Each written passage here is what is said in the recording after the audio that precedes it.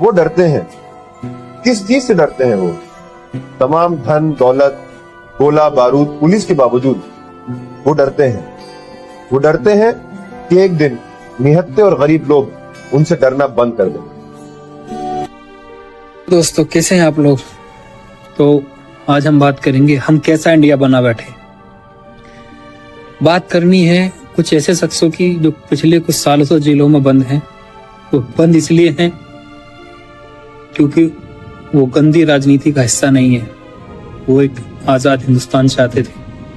वो एक ऐसा हिंदुस्तान चाहते थे जहाँ एजुकेशन पर बात हो, जहाँ पर हमारे देश की तरक्की की बात हो, जहाँ पर रोजगार की बात हो, यहाँ इंसाफ की बात हो। हम बात कर रहे हैं उमर खालिद, शर्जील इमाम और ऐसे कितने लोग जो जेलों में पिछले कुछ सालों से बंद पड़े हैं। एक ऐसा इंसान जिसको 5 सालों से जेल के अंदर रखा गया है। एक ऐसा इंसान जिसकी कुछ सेकंड की वीडियो कट कर लोगों के सामने दिखाई गई हो और उसको देश के गद्दार यूएपीए के अंदर बंद किया गया। ऐसे ऐसे इल्जाम लगाए हों जो एक आतंकवादी के लिए हो। ना कोई ट्रायल, ना कोई सबूत, ना कोई एविडेंस, कुछ नहीं। किस बिना पर कि जी इससे देश को खतरा है। एक ऐसा छात्र जो पीएचडी कर रहा हो जवाहरलाल यूनिवर्सिटी से, एक ऐसा छात्र जो देश की हक में आवाज उठाता हो, उसकी बेलें डिनाई कर दी जाती हो। एक ऐसा छात्र जिसके लिए आज पूरा आलम, पूरी दुनिया, यूएस और जर्मनी, कोई ऐसा देश नहीं जो उसके लिए ना आवाज उठा। बड़े बड़े लॉयर्स, बड़े बड़े लॉ मेकर उसके लिए आवाज उठा रहे। उमर खालिद, दिल्ली दंगों में उसको गिरफ्तार किया गया। उसके ऊपर इल्जाम था उन्हें दिल्ली में दंगे भड़काए, मगर सच इसके बरक्स है। उसके कुछ वीडियो क्लिप्स जो वो बात करता हुआ पाया गया, उसमें कहीं ऐसा नहीं लगा कि वो दिल्ली में दंगे भड़काने वाली बात कर रहा हो। उसने यूनिटी और आजादी की बात करी, आजाद देश के अंदर आजादी की बात करी। आजाद देश के अंदर आजादी का क्या मतलब है? जब कोई गवर्नमेंट पूरे देश को ऑक्यूपाई कर ले, अपनी मनमानी करे, अपनी मनमानी से देश के अंदर कोई भी कानून ला दे, उसको आजादी तो मांगती है ना। जरूरी है उस देश के अंदर ऐसी आजादी। सरकार की मनमानी नहीं चल सकती क्योंकि सरकार अवाम बनाती है। हमारे पास कुछ वीडियो है, आप देखिए और मिलते हैं वीडियो के बाद। आजादी के 72 साल बाद भी हमसे हमारे वतन परस्ती का सर्टिफिकेट मांगा जाता है। आज भी ये बोला जाता है कि तुम्हें पाकिस्तान तो मिल गया, अब और क्या चाहिए? देश का एक बार बंटवारा तो कर चुके हो, और क्या चाहिए? हम उनको बताना चाहते हैं, we are not Indians by chance, we are Indians by choice.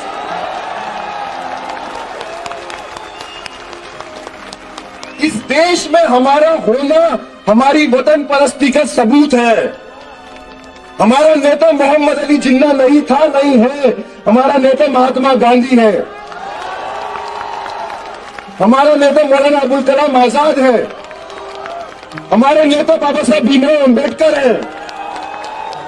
Narendra Modi ने बोला, इनके हाथ में तिरंगा देख के बहुत खुशी हुई। नरेंद्र मोदी साहब 1947 से हमारे दिल में और हमारे हाथ में तिरंगा है। हमारे दिल में और हमारे हाथ में तिरंगा है।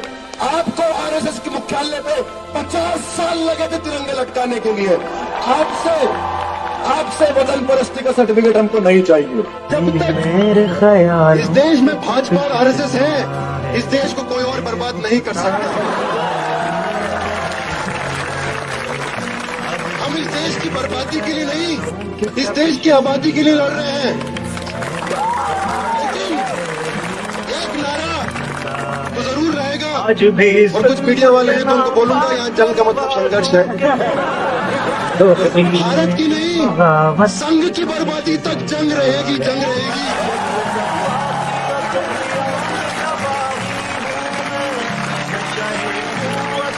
क्योंकि संघ की बर्बादी में ही भारत की आबादी है।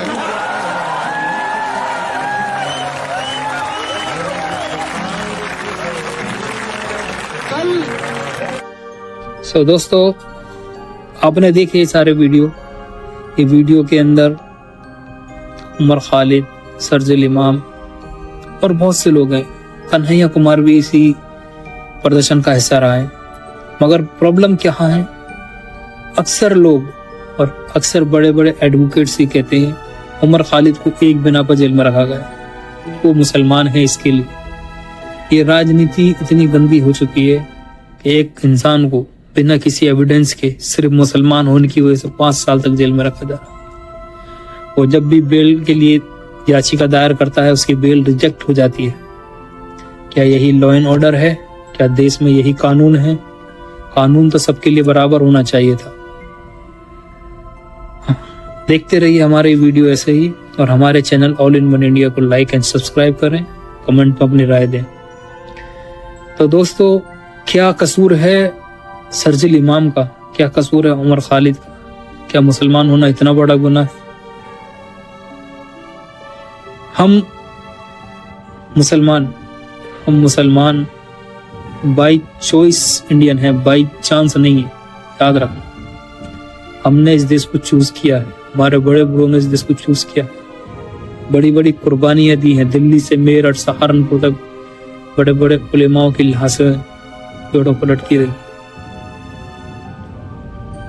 हम बाई चांस नहीं हो सकते, हम बाई चॉइस है, क्योंकि हमने इसको चूज किया है।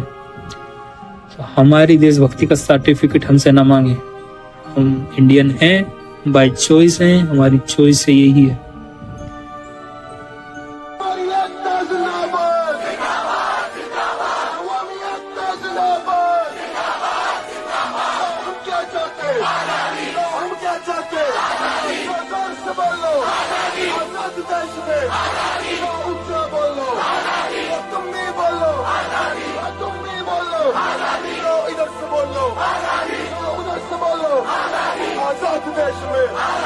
आजाद देश में ना बीजेपी से, ना आरएसएस से, ना इस मोदी से, ना अमित शाह से, ना एनआरसी से, ना सीएपी से, ना एनपीआर से, ना सर संभालो, आवाज नहीं, आवाज नहीं, ये बोलो और हल्के, ना सर संभालो, मिलके बोलो, आजाद ने बोलो, अशफाक ने बोलो, इस्माइल भी बोलो, देव ने बोलो, गुरु बोलो, भगत भी बोलो, भगत वाली, आजाद वाली, गांधी वाली, अम्बेडकर वाली, झूठ मूठ से, झूठ मूठ से, झूठ मूठ से, झूठ मूठ से, भ्रष्टाचार से, भ्रष्टाचार से, पैगोगिरी से, पैगोगिरी से, तड़ी पार से, तड़ी पार से, मिलके बोलो, झूठ के बोलो, नाच के बोलो, तुम ना दोगे, हम छीन के लेंगे हमारी, है जान से प्यारी, है जान हमारी, तुम कुछ भी कर लो, तुम पुलिस बुला लो,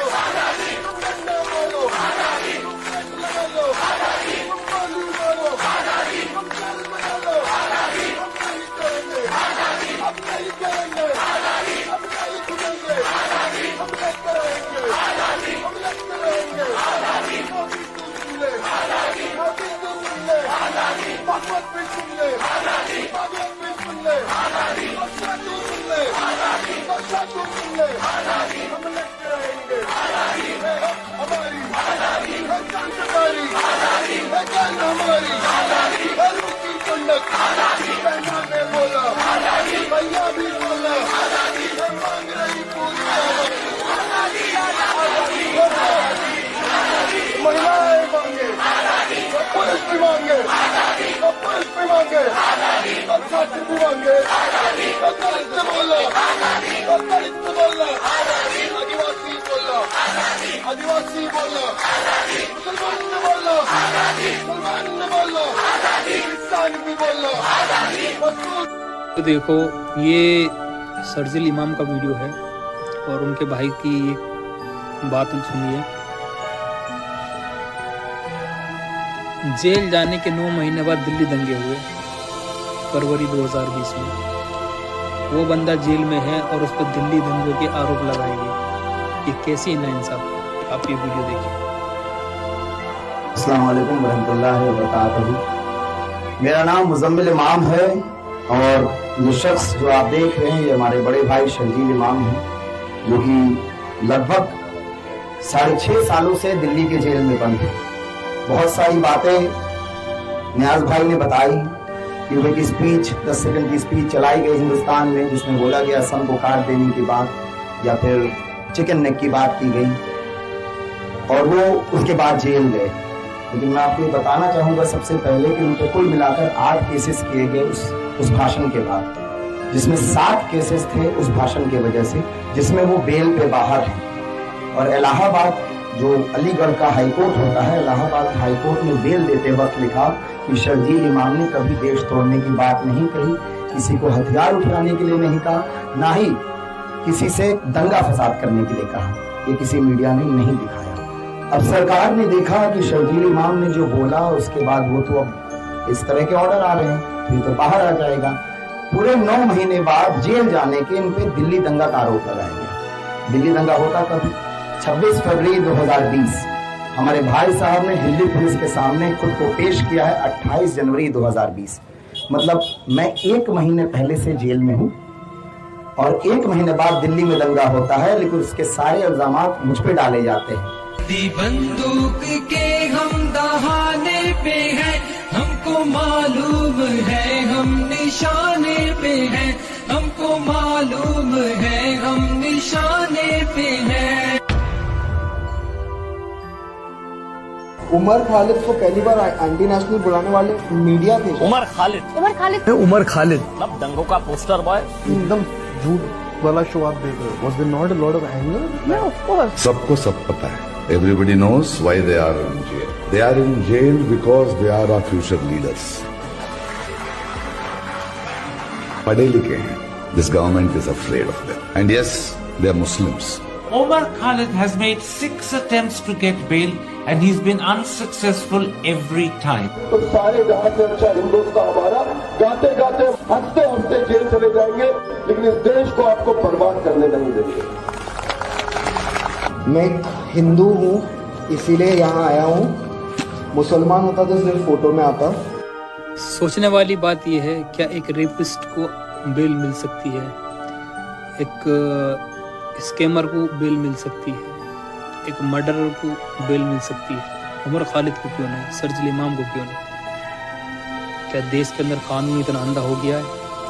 हमारे पास ऐसे ही कुछ वीडियो हैं, आप देखिए उन वीडियो को और साझा कीजिए कि उन वीडियो में ऐसा क्या गलत है, क्या उन्होंने देश के खिलाफ कौन सी ऐसी बात बोली है जिसके लिए उनको इतने लंबे अरसे तक जेल में रखा गया, उनका करियर को ख़त्म करने की कोशिश करी गई, बिगैर किसी ट्रायल के उनको आज तक जेल के अंदर ना कोई एविडेंस है, फिर भी उनको जेल के अंदर रखा गया। देखिए ये वीडियो और आप फैसला कीजिए। All in one India talk हमारे चैनल को सब्सक्राइब कीजिए। को 6 महीने में बेल हो गई, सिसोदिया को 15 महीने में हो गई। आखिर तुम्हारे पास वो क्या फार्मूला है जो तुमको बेल मिल जाती है और सिपा और ताहिर को, सैफी को, शर्जील को, उमर खालिद को नहीं मिलती? बताओ मुझे। उनको बेल मिल जाती है, मुझे क्यों नहीं मिलती?